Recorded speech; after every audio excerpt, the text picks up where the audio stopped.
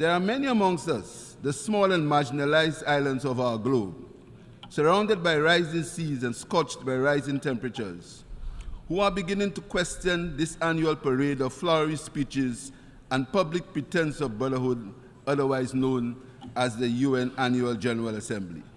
During the 78th United Nations General Assembly on September 22nd, Prime Minister Philippe Pierre, in his address, was blunt as he called for more practical solutions to be generated from the discussions. He stressed the critical need for an action-oriented approach to address pressing issues such as poverty, climate change, and crime and violence.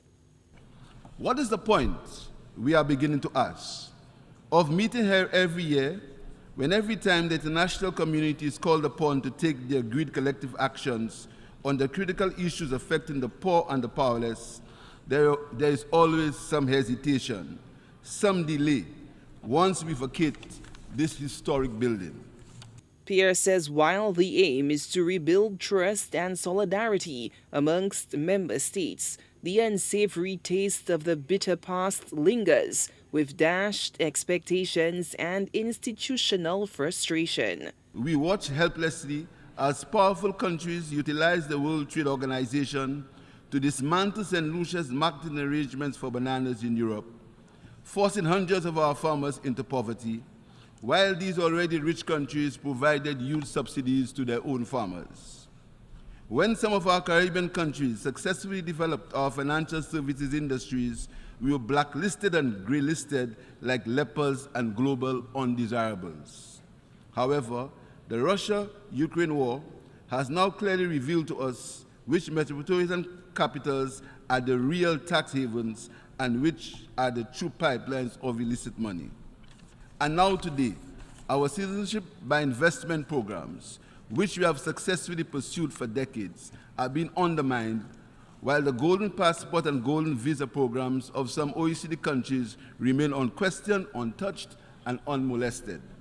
Despite the challenges, he affirmed St. Lucia's commitment to transparency, accountability, and the urgent need for action-oriented solutions from global partners. St. Lucia has come to the 70th session to say there must be justice in the relations between developed and developing countries, and that we are no longer willing to come to this annual parade merely to lend our voice to support of this or that global conflict, or to condemn whoever, from year to year, is the new global enemy. No powerful nation's global agenda is more important than our own, and we insist that our legitimate concerns be listened and be acted upon.